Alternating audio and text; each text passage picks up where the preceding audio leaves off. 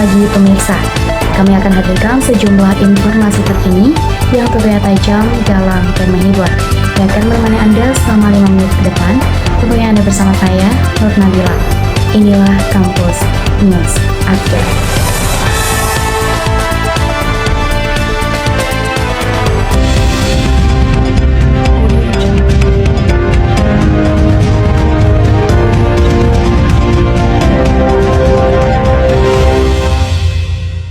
Halo pemirsa, hari ini kita akan membahas tentang laporan pembelajaran mata kuliah Teknik Reportase dan Investigasi Berita yang berlangsung pada hari Selasa, tanggal 9 September tahun 2025. Pada pertemuan kedua ini, mahasiswa diajak untuk memahami secara mendalam tentang dunia reportase dan jurnalistik.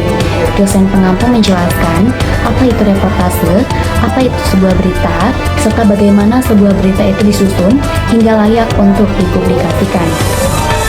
Selain itu, mahasiswa juga dikenalkan pada berbagai jenis berita, mulai dari straight news atau berita langsung yang berfokus pada fakta cepat, soft news yang lebih ringan dan menghibur, feature news yang mendalam serta menyajikan sisi humanis, hingga in-depth news yang mengupas isu lebih komprehensif.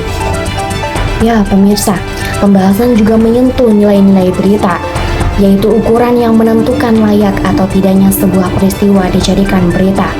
Nilai-nilai tersebut meliputi magnitude atau besarnya dampak, proximity atau kedekatan, aktualitas, serta impact terhadap masyarakat. Termasuk pula unsur keunikan, human interest, konflik, kejutan, bahkan sisi informasi dan hiburan. Seperti yang kita tahu, informasi belum tentu bisa dikatakan sebagai sebuah berita. Tetapi semua berita sudah pasti mengandung unsur informasi. Tak kalah penting, mahasiswa juga mempelajari syarat-syarat sebuah berita. Sebuah berita harus aktual, faktual, penting, serta menarik sehingga mampu menyedot perhatian audiens. Di sisi lain, dosen juga menekankan peran media massa, baik cetak maupun online, sebagai sarana utama penyebaran informasi. Perbedaan isu dan fakta pun turut dijelaskan. Isu kerap masih berupa dugaan atau opini, sedangkan fakta adalah peristiwa nyata yang dapat dibuktikan kebenarannya. Mahasiswa kemudian diperkenalkan dengan cara mendapatkan berita, yakni melalui riset dan dokumentasi yang matang.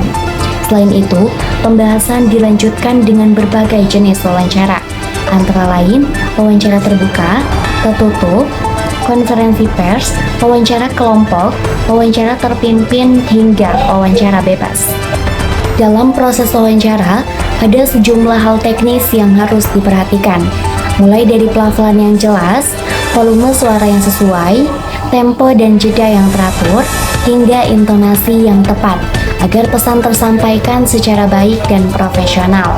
Selanjutnya, mahasiswa juga diajarkan mengenai kerangka berita, yaitu alur penyusunan informasi agar berita mudah dipahami oleh pembaca atau pendengar.